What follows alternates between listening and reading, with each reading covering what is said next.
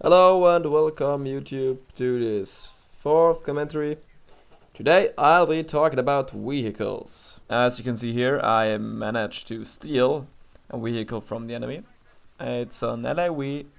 I'm going for the Sunni rockets and the HE shells.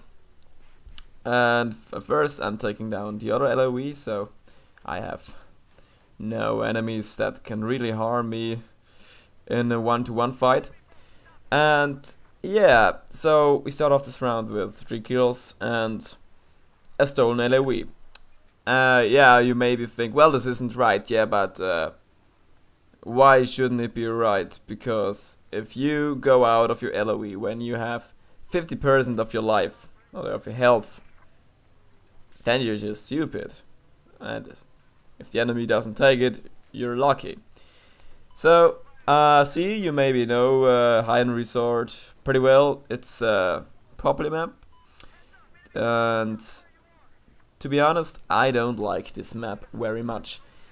And it is because, see, everything is about C. And the problem about C is most of the action is on the roofs. And the other problem that comes with this problem is, yeah, to get up to C, you need a jet or a helicopter or the escalators. And you know the situation when the escalator go in and you get met down by everyone camping, and that's a big problem. So basically, if you're on the ground and capturing other flags, there is no much action going on. So if I am on this map, I go for the LAV or the boat.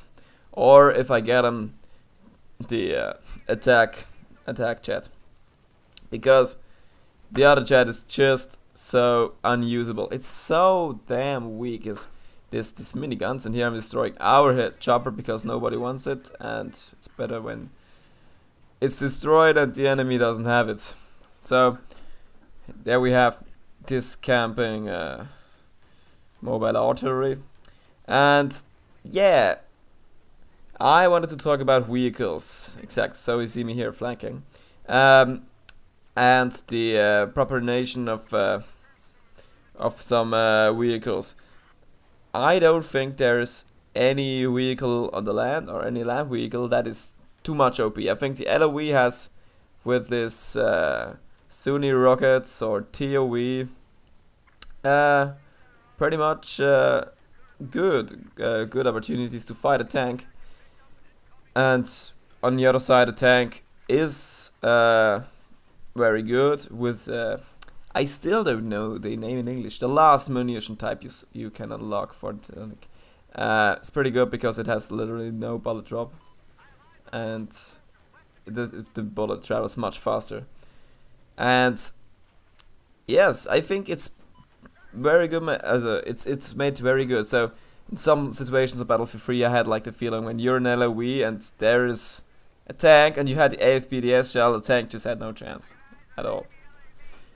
And here you see my armor, my active armor. And active armor is just so good, so good. You can defend yourself from, I don't know, a helicopter, a jet, and an AoE at the same time.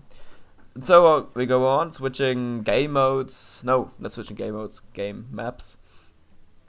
We go over to Flood Zone.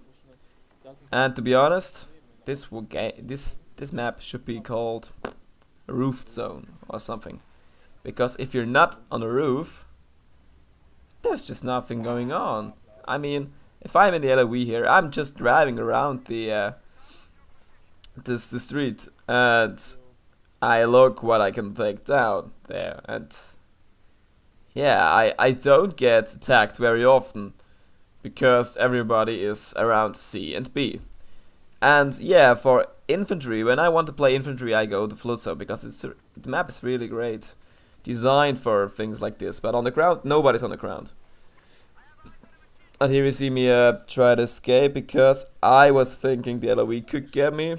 And I think this is a boat from the enemy because when I jumped in, it had about 50%. And it only has that when it's about to be destroyed. And yeah, I think yeah, I'm not sure, but I think so. So I backed up because I was low in health, but I got repaired, and that was pretty nice. And the boat here, what can I say? Well, we know the boat is overpowered in so many ways, and I think it's good because we have a boat that can fight vehicles. These boats in Battlefield 3, well, they're not really boats, they're just transport vehicles. I mean, the Air High B boat, it was just not usable against anything. But they didn't really say at any time they wanted it to be good. So that's no harm. But here, I think they did it pretty well. And my setup is the active armor. Of course, I have this on every vehicle where it is usable. TV rockets, this is one thing I want to talk about too. They got nerfed. I don't know if you know this, but the reload times are so long now. You can still fire 2 rockets very fast, but to reload it just takes a shitload of time, and so you really have to aim good for your first shot, because mostly when you hit one shot, the vehicle is disabled, or kind of disabled, morbidity hit, and you can I don't know, fire a second rocket easily. And here I made a mistake. I go backwards into E, and I shouldn't really do that.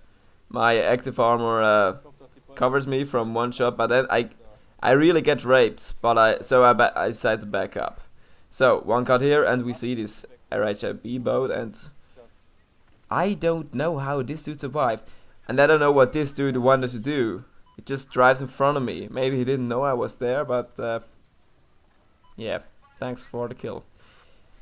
So I move on, and yeah, I really have to say, I love the attack boat. I'm on Service Star 13, I guess, but we have to say it's pretty easy to go to Service Star 13. You only need 60,000 points, and with all those boasts and things and stuff and so on, yeah, it's really easy. And I'm really surprised that the Amtrak is so weak.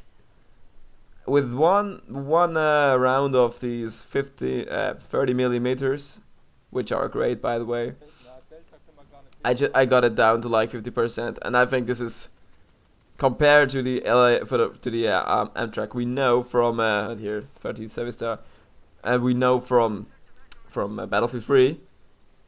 I think it's really pretty weak, but I think this is an improvement because the Amtrak was just so damn strong, and it had reactive armor as well, so it was really difficult to take it down sometimes, especially in a rush. Yeah, see me try to TV, and it's always the same. On the last part of the flight, it's so close, and here I guess he was. He got a mobility hit, but I can take it down very easy. This is the thing about the 50 millimeters I love. You can take down everything so fucking fast, and that's beautiful. That's just beautiful. And yeah, that was it for these 8 minutes. I hope you enjoyed it. If you have some suggestions what I should do next, please comment them down below. And please check if I can answer to your comments, because the problem is, since Google Plus, if you have a Google Plus account and you need to want to comment, you have to set your on the settings that you have to allow that everybody can answer your comments. And if you don't do that, I can't answer your comments, and that's pretty shit. So I suggest you to check this out if you have the option on or off. And yeah, that was it for today. I hope you enjoyed it, and have a nice day. Goodbye.